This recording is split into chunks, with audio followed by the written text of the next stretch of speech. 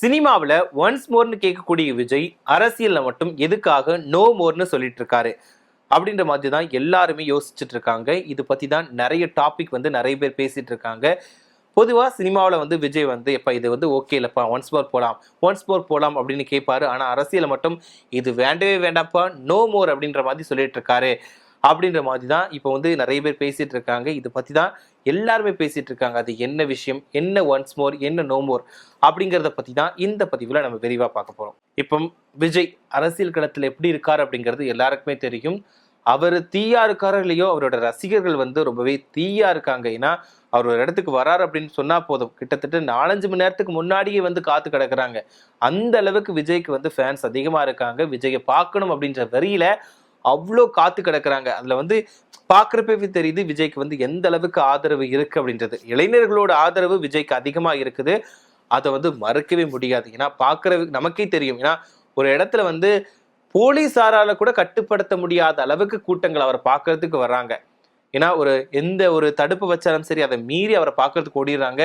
விஜயோட வேன் அந்த ரோட்ல போகிறப்போ அவரை பின்தொடர்ந்து எத்தனை பேர் போறாங்க. பின்தொடர்ந்து போகக்கூடாது அப்படின்னு சொல்லி விதிமுறைகள் விதிச்சாலுமே அதை கண்டுக்காம விஜயோட வாகனத்துக்கு பின்னாடி எத்தனையோ பேர் போறாங்க, எத்தனையோ பேர் கீழே விழுறாங்க. ஸோ அதை பார்த்துமே அடுத்தடுத்து அதே தவறுகளை தான் பண்றாங்க. ஏன்னா இன்னொரு பக்கம் அவர் மேல வச்சிருக்கக்கூடிய அன்பை சொல்லலாம். ஏன்னா அன்புங்கிறது அதிகமா இருக்கிறதுனால அவரை ஒரு வாட்டியாவது பாத்திர மாட்டோமா அப்படின்றது தான் எல்லாரோட ஏக்கமா இருக்குது. ஸோ அந்த ஏக்கத்தை தீர்த்துக்கிறதுக்காக தான் எல்லாருமே ஃபாலோ பண்ணி போறாங்க. பட் எதிர்பாரா விதமா ஒரு சில விஷயங்களும் நடக்குது, விபத்துகளுமே நடக்குது. ஸோ இப்படி இருந்தாலும் விஜயை பார்க்கறதுக்கான கூட்டங்கள் போகுது. கரூர் சம்பவத்துல விஜய்க்கு எதிராக ஒரு 41 கரூர் சம்பவத்தை யாராலையும் மறக்க முடியாது. ஏன்னா அந்த ஒரு விஷயம் அவ்வளோ ஒரு துயரமான சம்பவம். எதிர்பாராத விதமா 41 அப்பாவி மக்கள் உயிரிழந்தாங்க. இந்த விஷயம் விஜய்க்கு ஒரு பின்னடைவை கொடுக்கும் அப்படின்னு எதிர்பார்த்தாங்க எல்லாருமே. பட் அந்த மாதிரி நடக்கவே இல்லை. ஏன்னா விஜய் மேல யாருமே குறை சொல்லலை. அங்க இருந்த நபர்கள் யாருமே குறை சொல்லவே இல்லை. பார்த்தவங்க எல்லாருமே சந்தோஷமா தான் சொன்னாங்க. ஏன்னா அந்த ஒரு துக்கமான விஷயம் நடந்துச்சு. அப்போ கூட விஜய் மேல யாருமே குறை சொல்லி யாருமே அவரை காரணம் காட்டவே இல்லை. அதுக்கப்புறமாவும் விஜய் போற இடங்களுக்கு கூட்டங்கள் நிறைய போயிட்டு இருக்கு. இந்த கரூர் சம்பவத்துக்கு அப்புறமா ஒரே ஒரு விஷயம் நடந்துச்சுன்னா, விஜயோட பிரச்சாரங்களுக்கு நிறைய கட்டுப்பாடுகள் விதிக்க ஆரம்பிச்சாங்க. ஏன்னா கூட்டங்கள் அவ்வளவு வருது, கட்டுப்படுத்த முடியல அப்படின்ற ஒரு விஷயம் இருக்கிறதுனால விஜயோட பிரச்சாரங்களா இருக்கட்டும், பொதுக்கூட்டங்களா இருக்கட்டும், சூறாவளி பிரச்சார பயணமா இருக்கட்டும், இது எல்லாத்துக்குமே கட்டுப்பாடுகள் நிறைய விதிச்சாங்க. ஸோ விஜய்க்கு ஒரு பிரச்சாரம் நடத்துறதுக்காக இருக்கட்டும் சரி, ஒரு பொதுக்கூட்டம் நடத்துறதா இருக்கட்டும் சரி, அதுக்கான பெர்மிஷன் கிடைக்கிறதே ரொம்பவே கஷ்டமா இருக்கு. ஆனா இப்படி பெர்மிஷன், அந்த அந்த விஷயத்தை எல்லாம் தாண்டி பெர்மிஷன் கிடைச்சா கூட சில டைம் விஜயை தேவையில்லாத விஷயங்களை பண்ணிடுறாரு. என்னன்னா இவருக்கு பிரச்சாரம் பண்றதுக்கு அனுமதி கொடுக்கறதுக்கே அவ்வளோ கஷ்டங்கள் பட்டு அனுமதி கிடைக்குது. அப்படின்ற இடத்துல விஜய் சில இடங்கள்ல பிரச்சாரத்துக்கு அனுமதி கிடைச்சுமே அந்த இடத்துல நான் வரலப்பா அப்படின்னு மாதிரி ஸ்டாப் பண்ணிடுறாரு. அது மாதிரி நிறைய இடங்கள் இருக்கு. ஸோ இதனால அவரை வருவாரு அப்படின்னு எதிர்பார்த்த மக்களுக்கு ஏமாற்றம், அதை நம்பி செலவு செஞ்சு ஒரு பிரம்மாண்டமா ஏற்பாடு செஞ்சவங்களுக்கு ஏமாற்றம், அந்த நிர்வாகிகளுக்கு எவ்வளவு ஏமாற்றம் அப்படிங்கிறத விஜய் யோசிக்கிறாரா இல்லையான்னு தெரியல. ஒரு பக்கம் கூட்டங்களை கட்டுப்படுத்த முடியாதுன்னு நினைச்சா கூட இன்னொரு பக்கம் அவரை நம்பி எல்லா விஷயம் பண்றாங்க. ஏன்னா ஒரு டீட்டெயில்டா இந்த இடத்துல நான் இந்த விஷயம் பண்ணுவேன், இத்தனை மணிக்கு நான் இந்த பிரச்சாரம் பண்ணுவேன், இத்தனை மணிக்கு நான் இந்த பொதுக்கூட்டத்துல கலந்துக்கிடுவேன் அப்படின்னு ஒரு தெளிவான பிளானிங் போட்டு தான் அவங்க பெர்மிஷன் வாங்குறாங்க காவல்துறையினர்கிட்ட. அப்படி இருக்கிறப்போ அந்த இடத்துக்கு குறிப்பிட்ட இடத்துக்கு போக முடியலன்னா என்ன ஒரு பிளானிங் இருக்க போகுது அந்த விஷயத்துல. சோ கண்டிப்பா இதுல லேக் ஆகிறதுக்கு காரணம் விஜயோட வாகனத்துக்கு பின்னாடி நிறைய பேர் வராங்க. அந்த இடத்துல ஸ்லோவா போக வேண்டிய நிலைமைக்கு விஜய் தள்ளப்படுறாரு. இன்னொரு பக்கம் பார்த்தோம் அப்படின்னா அவரை கூட்டம் நிறைய வருது, அதை சமாளிக்க முடியாம விஜய் அந்த இடத்துக்கு போறதுக்கே டைம் ஆகுது. ஸோ இது எல்லாத்தையும் தாண்டி இப்படி நடக்கும் அப்படிங்கிறது விஜய்க்கு நல்லாவே தெரியும். ஏன்னா விஜய் ஒரு இடத்துக்கு போறாரு அப்படின்னாலே கூட்டம் கட்டுக்கடாம தான் இருக்கும். ஏன்னா அதிக அளவுல தான் கூட்டம் வருவாங்க. அப்படின்னா விஜய் அந்த இடத்துக்கு சொன்ன டயத்துக்கு முன்னாடி போகணும். ஒண்ணு கிளம்பி போற டயத்துக்கு முன்னாடி போகணும், இல்லைன்னா பிரச்சார அந்த டைமிங்கை இன்னொரு மாத்தணும். ஸோ இது எதுவுமே பண்ணாம ஒரு குறிப்பிட்ட டைம் சொல்லிட்டு அந்த இடத்துக்கு போக முடியாம கேன்சல் ஆச்சுன்னா அவரை நம்பி இருக்கக்கூடியவங்களுக்கு ஒரு ஏமாற்றம் தானே. ஸோ இது ஏன் விஜய் புரிஞ்சுக்க மாட்டாரு அப்படின்றது தான் எல்லாரோட ஆதங்கமா இருக்குது. இது விமர்சனமா வைக்கப்படுது. என்னன்னா விஜயோட வேலை இதுதான்ப்பா, ஒரு பெர்மிஷன் கிடைக்கலன்னு 1008 பேரை குறை சொல்லுவாரு. ஆனா பெர்மிஷன் கிடைச்சதுன்னா இல்லப்பா நான் போக மாட்டேன்னு சொல்லிட்டு அவர் வீட்டுக்கு போயிடுவாரு. இப்படி இருக்கக்கூடிய நிலை. இப்போ தேர்தலுக்கு இன்னும் கொஞ்சம் நாள் தான் இருக்கு. ஏன்னா இப்படி நிறைய இடங்களை கேன்சல் பண்றப்போ எப்படி விஜய் அந்த மக்களை சந்திக்க முடியும்? எல்லா மக்களையும் சந்திச்சா மட்டும்தான் அரசியல் களம்ங்கிறது ரொம்பவே ஒரு டிஃப்ரெண்ட்ங்கிறது எல்லாருக்கும் தெரியும். இப்போ மக்களை சந்திச்சா மட்டும்தான் வாக்குகள் கிடைக்கும். இப்போ பொதுவா மக்களை சந்திக்கல அப்படின்னா அதுக்கான வாக்குகள் கிடைக்குமா அப்படின்றது ஒரு கேள்விக்குறி. இப்போ நீங்க நினைக்கலாம் விஜய்க்கு ஓட்டு எல்லாம் கிடைச்சிருப்பா அப்படின்னு நினைக்கலாம். கிடைக்கும் தான், இல்லைன்னு மறக்கவும் முடியாது அந்த விஷயத்துல. ஆனா மக்களோட ஓட்டுகள், இப்போ இளைஞர்களோட ஓட்டுகள் கிடைச்சா கூட அவங்களோட ஓட்டை வச்சு மட்டுமே விஜயால ஜெயிக்க முடியாது. கண்டிப்பா மற்றவர்களோட ஓட்டுமே வேணும். அப்படின்னா விஜய் வந்து தன்னை யார் அப்படிங்கறத ப்ரூவ் பண்ணணும், அதுக்கு மக்களை சந்திக்கணும்.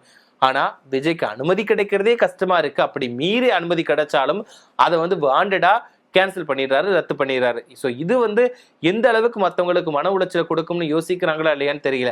ஒரு பக்கம் ரசிகர்களை காயப்படுத்தும், இன்னொரு பக்கம் வந்து அவரை நம்பி நிர்வாகிகள் வேலை பார்த்திருப்பாங்களா அவங்கள நிச்சயமா காயப்படுத்தும் அப்படிங்கிறத தெரிஞ்சுக்கிட்டே ஆகணும். இப்போ அந்த மாதிரி வந்து விஜய் எத்தனை இடங்களை வந்து கேன்சல் பண்ணியிருக்காரு தெரியுமா? ஸோ அப்படி பார்த்தோம்னா எப்படி சொல்றதுன்னா அது நிறைய இடங்கள்ல இருக்கு. குறிப்பா மார்ச் 30 எடுத்துக்கிட்டோம்னு வச்சுக்கோங்களேன். மார்ச் 30 வந்து வெள்ளிவாக்கத்துக்கு முன்னாடி வந்து கொளத்தூர் தொகுதி, அந்த பெரம்பூர் தொகுதியில வந்து விஜய் வந்து பிரச்சாரம் போனாரு. ஆனா ரொம்பவே இதுக்காக வெள்ளிவாக்கத்துல ரொம்பவே பிரம்மாண்டமா ஏற்பாடுகள் பண்ணி வச்சிருந்தாங்க. ஆனா அந்த இடத்துல வந்து வரல அப்படிங்கறத விஜய் வந்து அன்னைக்கே சொல்லிட்டாரு. ஏன்னா விஜய்க்கு வந்து பெரம்பூர் கொளத்தூர் தொகுதியில போகும்போது இந்த மக்கள் வந்து அவர் பார்க்கறதுக்கு நிறைய பேர் வந்தாங்க. ஸோ அங்க சில விஷயங்கள் நடந்துச்சு. அதனால இதை கேன்சல் பண்ணிட்டு போக வேண்டிய சூழ்நிலைக்கு அன்னைக்கு தள்ளப்பட்டுட்டாரு. ஸோ அந்த இடத்துக்கு போகல. ஸோ அதுக்கப்புறம் பார்த்தோம்னா ஏப்ரல் 6 டி நகர்ல அனுமதி கொடுத்திருந்தாங்க. ஏன்னா ஆரம்பத்துல டி நகருக்கு வந்து அனுமதி கொடுக்கல. ஏன்னா அங்க வந்து மக்கள் அதிகமா கூடக்கூடிய இடம் அப்படிங்கிறதுனால கொடுக்கல. ஆனா அதுக்கப்புறமா அனுமதி கொடுத்துட்டாங்க. ஆனா அந்த அனுமதி கொடுத்ததுக்கு அப்புறமாவும் விஜய் வந்து அதை கேன்சல் பண்ணிட்டு போயிட்டாரு. ஸோ இது மட்டும் தான் கேட்டா இது ரெண்டுமே கிடையாது. இதுக்கப்புறம் நிறைய டைம் பண்ணியிருக்காரு. இன்னொன்று வந்து ஏப்ரல் 9 அப்புறம் ஏப்ரல் 11 இந்த 2 நாட்களுமே விஜய் வந்து கேன்சல் பண்ணிட்டாரு. ஏப்ரல் 9 எடுத்துக்கிட்டோம் அப்படின்னா எங்கன்னா கடலூர் மாவட்டத்துல தான் இந்த மாதிரி நடந்துச்சு. 2 டைமே கடலூர் மாவட்டத்துல தான். ஏன்னா அனுமதி கொடுத்துடுறாங்க, ஆனா கடைசி நேரத்துல கேன்சல் பண்ணிடுவாரு. 2 9 and 11 குறிஞ்சிப்பாடி, வடலூர், நெய்வேலி, திட்டக்குடி இந்த பகுதிகளில் வந்து விஜய் பிரச்சாரம் பண்றதா இருந்தாரு. ஆனா அதை கேன்சல் பண்ணிட்டாரு.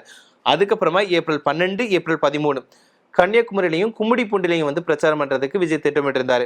அதாவது கன்னியாகுமரியில இருந்து வடக்க கும்மிடிப்பூண்டி வரைக்குமே திட்டமிட்டு இருந்தாரு பயணம் பண்றதுக்காக. ஆனா அங்கேயுமே அனுமதி கொடுத்துமே கேன்சல் பண்ணிட்டாரு. ஸோ அப்போ என்னன்னா தளபதி எப்போ வராரு அப்படின்னு காத்துட்டு இருக்காங்க. இப்போ வந்து போஸ்டர் ஒட்டியிருக்காங்க, தளபதி வரார் வழிவிடுங்க அப்படின்ற மாதிரிலாம் போஸ்டர் போட்டு அவரோட ரசிகர்கள் வந்து அவரை வரவேற்கிறதுக்காக தயாரா இருக்கக்கூடிய நிலையில விஜய் வந்து ஒரு சிம்பிளா டக்குன்னு கேன்சல் பண்ணிட்டு போயிடுறாரு. ஸோ இதெல்லாம் வந்து அங்கே அவரை நம்பினவங்களுக்கு ஏமாற்றம் தானே கிடைக்குது. ஸோ இது வந்து எப்படி சொல்றதுன்னா ஒரு ஒரு விஷயத்தை பார்க்கறதுக்காக அவ்வளோ ஆவலா காத்துட்டு இருக்காங்க மக்கள். விஜயோட வருகையை பார்க்கறதுக்கு, விஜய் பேசுறாரோ இல்லையோ அவரை பார்க்கறதுக்கு அத்தனை பேர் காத்துட்டு இருக்காங்க. ஸோ அது அவங்களுக்குலாம் ஏமாற்றம் தானே. ஸோ இது விஜய் எந்த நினைப்புல பண்றாரு, திடீர்னு கேன்சல் பண்றாரு, திடீர்னு அனுமதி கிடைக்கல அப்படின்ற குறை சொல்றாரு. ஒரு பக்கம் அனுமதி கிடைக்கலன்னு குறை சொல்லி கூட ஒரு அனுமதி கிடைக்கினா கண்டிப்பா அதை வந்து அவர் பயன்படுத்தணுமே தவிர இதை வந்து கேன்சல் பண்ணவே கூடாது. ஏன்னா ஒவ்வொரு டைமுமே தேர்தல் ஆணையத்துக்கிட்ட அனுமதி வாங்குறதுக்குள்ள படாத பாடுபடுறாங்க இந்த தமிழக வெற்றி கழக நிர்வாகிகள். ஏன்னா அவங்களுக்கு வந்து மற்ற கட்சிகளை விட இந்த தமிழக வெற்றி கழகத்துக்கு அவ்வளோ கட்டுப்பாடுகள் இருக்குது. ஏன்னா விஜய் அப்படின்றதுனால ஒரு பர்சனால் மட்டும்தான் அதிக கட்டுப்பாடுகள். ஏன்னா கட்டுக்கடங்கா கூட்டம், விபத்துகள் அதிகமா நடக்குது. அவர் பார்க்குற வரவங்க இருசக்கர வாகனத்துல போறாங்க. ஸோ அந்த டைம்ல ஆக்சிடென்ட். ஸோ இதெல்லாம் நடக்கிறப்போ அவருக்கான கட்டுப்பாடுகள் அதிகமா இருக்குது. இதை மீறி அவங்க ஒரு அனுமதி வாங்கி வச்சா கூட டக்குன்னு கேன்சல் பண்ணிடுறாரு. இதனால எதிர்கட்சிகள் வந்து விஜய் விமர்சனம் பண்ணிட்டு தான் இருக்கிறாங்க. என்னன்னா சினிமாவை நினைச்சிட்டு அவர் உள்ள வந்துட்டாரு, சினிமா வேற அரசியல் வேறங்கிறத அவர் தெரிஞ்சுக்கல. சினிமாவில் வந்து ஒன்ஸ் மோர் கேட்கலாம், ஆனா அரசியல்ல வந்து நோ மோர் ஒன்ஸ் மோர்லாம் கேட்க முடியாது அப்படின்ற மாதிரி விமர்சனம் பண்ணிட்டு இருக்காங்க. அதாவது சொல்லப்போனா இன்னும் விஜய் வந்து அரசியலுக்கு ரெடி ஆகல. அவர் வந்து சினிமா மாதிரியே நினைச்சிட்டு இருக்காரு, சினிமா ஷூட்டிங் மாதிரியே இந்த அரசியல் நினைச்சிட்டு இருக்காரு. சினிமா ஷூட்டிங்ல வேணா ஒரு விஷயம் பண்ணலைன்னா திருப்பி அதை நம்ம எடுத்துக்கலாம், ஆனா அரசியல் அது பண்ணவே முடியாது அப்படின்ற மாதிரி எதிர்கட்சியினர் வந்து விஜயை வந்து நிறைய வச்சு விமர்சனம் பண்றாங்க. ஸோ இந்த மாதிரி விஷயங்களை விஜய் கொஞ்சம் சேஞ்ச் பண்ணிட்டா நல்லா இருக்கும். இதுக்கு முக்கியமான காரணம் மறுக்கவே முடியாத விஷயம் பாதுகாப்பு ஏற்பாடுகள். இப்போ வந்து அதுக்கான போதிய அளவுல பாதுகாப்பு இல்லை அப்படிங்கிறதும் ஒரு நிதர்சனமான உண்மையா இருக்குது. ஏன்னா விஜய் நம்ம கண்கூட பாக்குறப்போ ஒரு வண்டியில டிராவல் பண்ணி வரப்போவே வந்து அவர் பின்னாடி எக்கச்சக்க பேர் வராங்க. அப்படி இருக்க போது போலீஸ்காரர்கள் வந்து அவர்களை கட்டுப்படுத்த நினைச்சாலும் அவங்களால முடியல. ஸோ அந்த அளவுக்கு அவங்கள மீறி கூட்டம் வந்து அதிகமா வருது. ஸோ இதனால வந்து விஜய் வந்து விமர்சனத்துக்கு தள்ளப்படுறாரு இந்த கேன்சல் பண்றதுனால. ஒரு பக்கம் அவருக்கு வந்து ஸ்கிரிப்ட் பேப்பர் ரெடி ஆகல, அதனாலதான் அவர் வந்து வாண்டடா கேன்சல் பண்றாரு அப்படின்ற மாதிரி அரசியல் கட்சியினர் குற்றச்சாட்டை முன்வைக்கிறாங்க. இதுக்கு பதிலடி கொடுக்கக்கூடிய வகையில தமிழக வெற்றி கழகத்தினருமே நிறைய விஷயங்களை சொல்றாங்க. என்னன்னா எங்க தலைவருக்கெல்லாம் ஸ்கிரிப்ட் பேப்பர் தேவையில்லை, நாங்க வந்து மக்களோட பாதுகாப்புக்காக தான் இப்படி பண்றோம், போதிய அளவுல பாதுகாப்பு இல்லை, மக்களுக்கு எதுவுமே நடக்கக்கூடாது அப்படின்றதுனாலதான் இந்த விஷயங்களை கேன்சல் பண்றோம் அப்படின்ற மாதிரி தமிழக வெற்றி கழகம் தரப்புல சொல்றாங்க. ஸோ எதுவா இருந்தாலும் இன்னும் தேர்தல் களத்துக்கு வந்து ரொம்பவே தேர்தல் காலத்துக்கு இன்னும் கொஞ்சம் நாட்கள் தான் இருக்குது. ஸோ அந்த குறிப்பிட்ட நாட்களுக்குள்ள விஜய் வந்து எல்லா மக்களையும் எல்லா தொகுதிகளுக்கும் போய் எல்லா மக்களையும் சந்திப்பாரா அப்படின்றது ஒரு எல்லாரோட எதிர்பார்ப்பா இருக்கக்கூடிய நிலையில அது ஒரு கேள்விக்குறியுமா மாறி இருக்கு. ஏன்னா இப்படி இத்தனை தொகுதிகளை கேன்சல் பண்ணாருன்னா எல்லா தொகுதிகளுக்குமே குறிப்பிட்ட டயத்துக்குள்ள போய் மக்களை சந்திப்பாரா அப்படின்ற ஒரு கேள்வி கண்டிப்பா மறுக்க முடியாததா வருது. ஸோ கிடைக்கக்கூடிய டைம்ல கண்டிப்பா அந்த விஷயங்களை பண்ணா மட்டும்தான் கரெக்டா இருக்கும் அப்படின்ற மாதிரி சமூக ஆர்வலர்கள், சமூக அரசியல் விமர்சகர்கள் வந்து நிறைய பேர் சொல்றாங்க. ஸோ என்ன நடக்க போகுது, விஜய் வந்து கண்டிப்பா இந்த 2026 தேர்தலில் என்னென்ன மாற்றத்தை கொண்டு வர போறாரு, என்னென்ன தாக்கத்தை கொண்டு வர போறாரு அப்படிங்கிறத பொறுத்து இருந்துதான் பார்க்கணும். அது மட்டும் இல்லாம விஜய் வந்து திடீர்னு இப்படி கேன்சல் பண்றது உங்களுக்கு எப்படி இருக்கு? உண்மையா சொல்லுங்கப்பா. விஜயோட ஃபேன்ஸா இருந்தா கூட பொய் சொல்லாம உண்மையை சொல்லுங்க. விஜய் வந்து ஒரு இடத்துக்கு வரேன்னு சொல்லிட்டு திடீர்னு கேன்சல் பண்றது உங்களுக்கு எப்படி இருக்கு? கொஞ்சம் மனசு வேதனையா இருக்கா, இல்லாட்டா பரவாயில்ல நினைச்சிட்டு போறீங்களா அப்படின்ற உங்களோட கருத்துக்களை மறக்காம கமெண்ட்ல சொல்லுங்க.